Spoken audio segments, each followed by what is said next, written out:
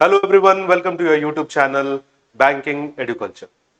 In the last video, as we saw a very important concept of error detection. Today in this video, we are going to deal with another important concept, that is vocabulary. आता बरेचसे candidates असे आहेत जे मला येऊन म्हणतात की sir vocabulary कशी करायची, वोकॅबलरी कशी करायची, वोकॅबलरी इम्प्रूव्ह कशी करू, वोकॅबलरी एनहान्स कशी करू.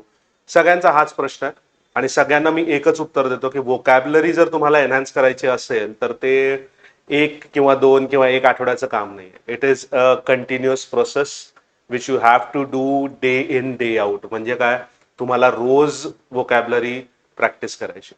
आता वोकॅबलरी एनहान्स करण्यासाठी दोन तीन वेगवेगळे प्रकार आहेत, तर ते आज आपण डिस्कस करणार आहोत. एक तर आहे की द हिंदू किंवा द इंडियन एक्सप्रेस, कोणताही न्यूजपेपर तुम्ही जर रोज वाचत असाल तर त्यातनं एक वर्ड्स, डिफिकल्ट वर्ड्स येतात, ते कसे करायचे ते आज सांगणार आहे. आणि दुसरं म्हणजे रूट वर्ड्स. आता तुम्ही मला सांगा, किती जण तुमच्यामधले असे आहेत ज्यांना असं वाटतं की किंवा बरेचसे असे लोक आहेत की ज्यांना याची खूप गरज आहे. You need to stop memorising. तुम्हाला मेमराईज करायचं नाही. बरेच मुलं काय करतात ना, मेमराईज करतात, पाठांतर करतात, रट्टा मारतात. You have to stop memorizing and start engineering. So today I am going to teach you how to engineer the root words or how to engineer your vocabulary through root words. Now this will be helpful for your SBI PO, IBPS PO, all the banking exams, all the insurance exams and all the other exams also जहां पर आपको English की जरूरत है. ठीक है ना, सगळ्या exams आपण याच्यामध्ये कव्हर करणार आहोत. चल तर मग without wasting any time let's move to our next slide.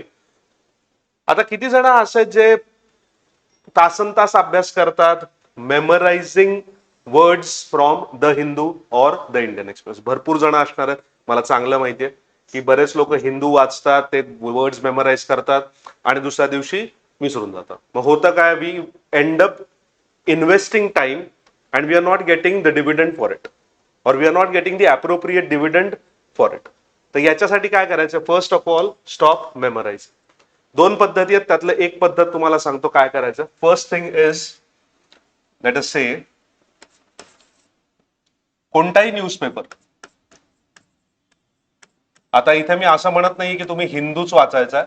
तुम्ही द हिंदू वापरू शकता, वाचू शकता किंवा द इंडियन एक्सप्रेस वाचू शकता. त्याच्यामध्ये तुम्ही पहिली स्टेप काय, first step is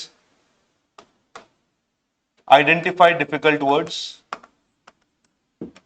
difficult words तुम्ही आयडेंटिफाय करणार आहात. सेकंड,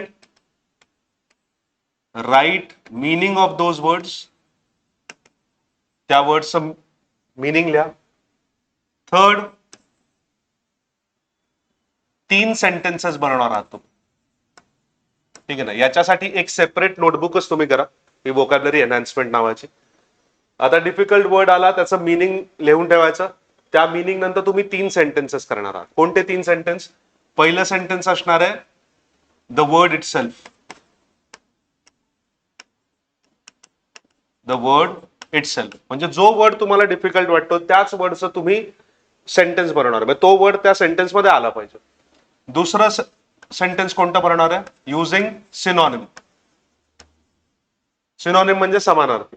आता जो डिफिकल्ट वर्ड आहे, for example late us say mitigate. आता मिटिगेटचा जो सिनॉनिम आहे तो सिनॉनिम तुम्ही शोधायचा आहे आणि तो सिनॉनिम तुमच्या दुसऱ्या सेंटेन्स मध्ये वापरणार. आणि तिसरं काय करणार आहात, तिसरं सेंटेन्स तुम्ही बनवणार आहात युजिंग अँटोनिम. अँटोनिम म्हणजे काय, विरुद्धार्थी.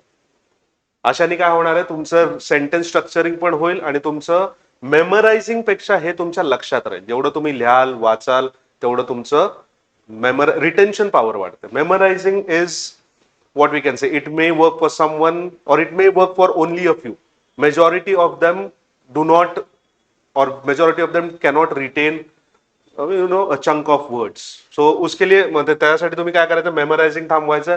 न्यूजपेपर जो कोणता फॉलो करत असाल त्याचे डिफिकल्ट वर्ड्स, मीनिंग आणि 3 सेंटेन्सेस. 3 सेंटेन्सेस पण मी एक स्पेसिफिक पद्धत सांगितली आहे. ठीक आहे ना, एक टार्गेटेड अभ्यास करा. Word itself, synonym, antonym, 3 वेगळे सेंटेन्सेस. समजलंय? I hope you are clear with this. आता मेमरायझिंग मध्ये, आता परत आपण मेमरायझिंग कडे येऊयात. मेमरायझिंग मध्ये प्रॉब्लेम काय होतो, तुम्ही एक वर्ड मेमराईज केला की तुम्हाला एकच मीनिंग येतं. ठीक आहे, आता यांनी काय होतं ना, यांनी स्पीड खूप कमी होतं. आता आपण बँकिंगचं जर ड्युरेशन बघितलं तर 6 महिन्यांमध्ये तुम्हाला पोस्ट मिळून जातं. म्हणजे आज नोटिफिकेशन आलं तर फॉर एक्झाम्पल काल का परवा OICLचं नोटिफिकेशन आलेलं आहे. तर नोटिफिकेशन आलंय 1 महिन्याभरात किंवा 2 महिन्यांनी त्याची प्रिलिम्स होईल, त्याच्या 1 महिन्यानंतर मेन्स, इंटरव्ह्यू आणि 6 महिन्यांच्या आत तुम्हाला जॉब मिळणार आहे. आता OICLचं ऑफिशियल नोटिफिकेशनचा पण व्हिडिओ आपण घेऊन येणार आहोत in the coming few days. तर मला सांगायचं आहे की आपल्याला 6 महिन्यांमध्ये भरपूर जास्त शब्द आपल्याला माहिती असते, पण तर त्याकरता काय की ही स्ट्रॅटेजी आहे ना, ही खूप स्लो आहे. त्यामुळे आपल्याला काय करायचं ना, की आपल्याला एक अशी स्ट्रॅटेजी आणायची which will have quality as well as it will give you quantity. ठीक आहे, तो लेट अस सी कसं करायचं ना. तो रूट वर्ड लँग्वेज. अब इंग्लिश जो है किंवा इंग्लिश काय कोणतीही लँग्वेज म्हणा, it is like a thief. ना English is also a thief. का thief? Because it has stolen words from Latin and Greek language. म्हणजे majority of the English words come from what 2 different languages. Majority of them come from Latin or Greece or Greek. So if you know one root word, you can go for 10 other words which come from the same root. I hope you are understanding what I'm saying. जर नसेल समजत तर video end पर्यंत बघा, तुम्हाला कळून जाईल की कसं आपण हे करणार आहोत. नाउ लेट अस से लॉक, LOQU किंवा LOC, दोन्हीचं प्रोनाउन्सिएशन लॉक आहे. लॉकचा अर्थ काय होतो? टू स्पीक और टू टॉक. आता जे कोणते वर्ड्स तुम्हाला, ज्या कोणत्या वर्ड्स मध्ये तुम्हाला लॉक किंवा LOQC किंवा LOC लॉक दिसेल, तुम्हाला काय करायचं, तुम्हाला काय लक्षात ठेवायचं की लॉकचा अर्थ काय? टू स्पीक किंवा टू टॉक. आलं लक्षात? आता आपण वर्ड्स बघूयात एक एक करून. लोकेशियस. आता हा वर्ड जेव्हा आपण वाचतो असा, तेव्हा आपल्याला असं वाटतं की अरे बापरे काय भयंकर शब्द आहे हा, याचा अर्थ काय असेल. It's very simple. लोकेशियस मध्ये तुम्हाला काय दिसतंय? LOQU म्हणजे काय? त्याचा अर्थ काय? It means to speak. तर लोकेशियसचा अर्थ काय? Very talkative or garrulous. आता गॅरुलस काय? हा याचा सिनोनिम. हा लोकेशियसचा सिनोनिम. आलं लक्षात? आता इथे तुम्हाला 2 शब्द मिळाले. लोकेशियसचा एक सेंटेन्स बनवा, गॅरुलसचा एक सेंटेन्स बनवा आणि याचा अँटोनिम जो आहे तो तुम्ही शोधा आणि त्याच्यावरती पण एक सेंटेन्स बनवा. किंवा याचा लोकेशियसचा अँटोनिम काय हे तुम्ही मला कॉमेंट बॉक्समध्ये पण मेन्शन करू शकता. एलोक्वेंट. आता याच्यामध्ये पण तुम्ही जर बघितलं तर LOQU लॉक आहे याच्यामध्ये. एलोक्वेंटचा अर्थ काय होतो? Speaking thoughts clearly.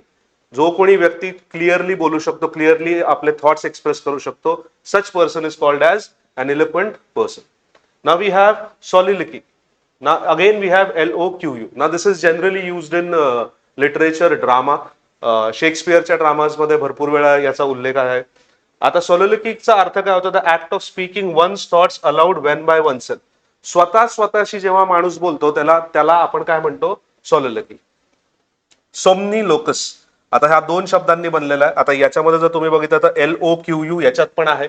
LOQ म्हणजे काय? To speak or to talk. Somni comes from sleep.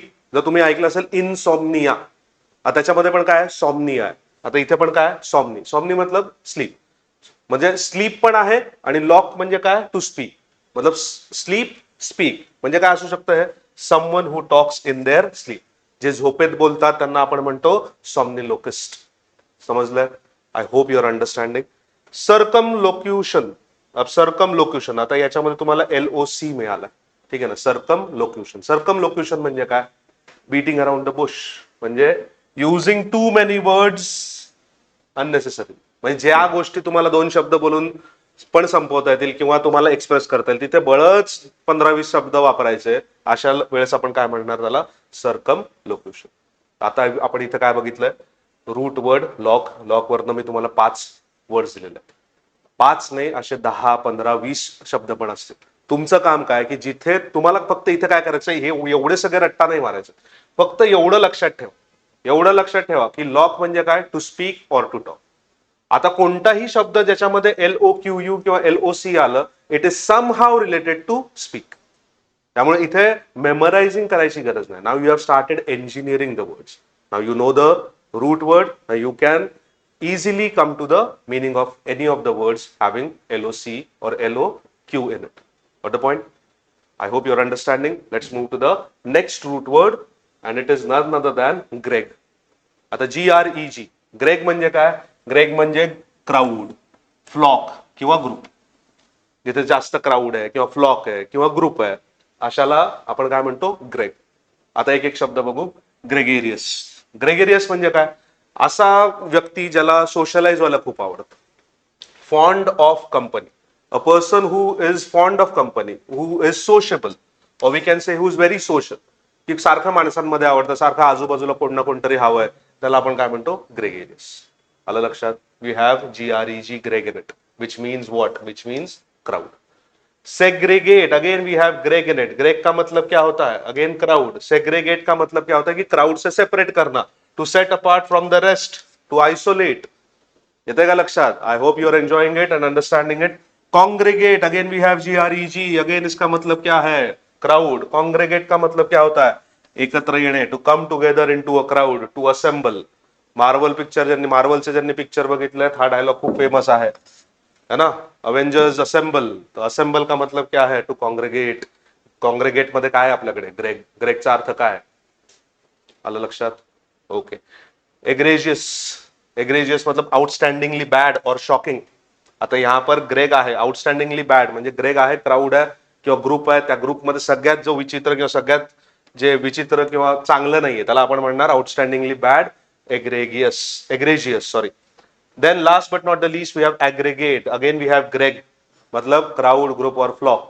Aggregate का मतलब होता है whole formed by combining several elements, मतलब total. सगळे आपण घेणार, सगळ्या गोष्टी घेणार आणि एकत्र करणार, टोटल करणार, तेव्हा आपण काय म्हणतो त्याला? Aggregate. I hope you are understanding. काही जरी डाऊट असतील तर please mention it in the comment section. I will personally reply to each and every comment of yours. Third root word is plac. तर प्लाक वरनं पण भरपूर शब्द येतात. प्लाकचा अर्थ काय होतो? या प्लाक या प्लेकचा अर्थ होतो टू प्लीज और टू काम. कोणत्याही गोष्टीला आपण जेव्हा शांत करतो किंवा आपण त्यांना सॅटिस्फाय करतो तेव्हा हा शब्द आलाच पाहिजे त्याच्यात. जसा पहिला शब्द बघूयात आपण, प्लेकेट. प्लेकेटचा अर्थ काय होतो? To make someone less angry और होस्टाइल. जर कोणी चिडलेला असेल आणि त्यांना शांत करायचं असेल तर वी से प्लेकेट हिम. ठीक आहे. इम्प्लेकेबल. प्लेकेट मध्ये काय? प्लॅक. प्लॅक आहे ना, PLAC. त्याचा अर्थ काय होतो? टू प्लीज और टू काम. इम्प्लेकेबल की ज्याला शांतच करता येत नाहीये. Impossible to calm him down, him or her down, is what? Implacable. Unable to be placated, relentless, or we can say unstoppable. Third word is complacent. Again we have plaque in it. Complacent का अर्थ, complacent चा अर्थ काय? Satisfaction with oneself or one's achievement. Too pleased with self. स्वतःशीच खूप pleased आहे. Too pleased with self is called as complacent. Then we have placebo. Placebo कोविडच्या काळात भरपूर आला होता. Placebo effect, placebo effect. प्लेसिबोचा अर्थ काय होता? की आय शॅल प्लीज. ठीक आहे ना? म्हणजे something if something has a placebo effect it pleases. For example late us say eating paracetamols had a placebo effect during COVID times. ठीक है ना? Eating paracetamols had a placebo effect during COVID times. A placebo effect मतलब क्या? It pleased the people. I don't know whether it was working in reality or not, but it did have a placebo effect. ठीक है. Placid. Placid चा अर्थ काय? की not easily upset or excited. Calm and peaceful. If something is placid, placid lake, असं बऱ्याच वेळा तुम्ही ऐकलं असेल. आय थिंक या नावाची एक मूवी पण आहे. I am not sure about it, but placid lake मतलब क्या? Calm and peaceful lake. और this is a very placid place, मतलब it's a very calm and peaceful place. I hope you are understanding and enjoying it. Now you have understood 3 root words in this video. Now you have a challenge for yourself. What do we have over here? The challenge is, now you have learned LOQU, lock. उसका मतलब क्या होता है? Speak. Now you have on your screen a word that is magniloquent. अब मॅग्नी, आता याचा मी hint पण दिलाय तुम्हाला. मॅग्नी म्हणजे काय? मॅग्नी म्हणजे बिग किंवा ग्रँड. आता चॅलेंज असं आहे की you have to identify the meaning of this word. Magniloquent म्हणजे काय? Does it mean someone who whispers? B, does it mean someone who uses fancy words to show off? Or C, someone who is silent? Now you have to tell the answer of this in the comment section. Comment मध्ये तुम्ही फक्त काय करायचंय? A, B किंवा C एवढं सांगा, मला कळून जाईल की तुम्हाला कळलंय की नाही. आलं लक्षात? So this is the challenge for today's video. I hope every one of you who is watching it will reply to this challenge. तर आजच्या व्हिडिओमध्ये इतकंच. नेक्स्ट व्हिडिओ येस तोपर्यंत please study regularly and study hard. Until next time, see you. Jai Hind.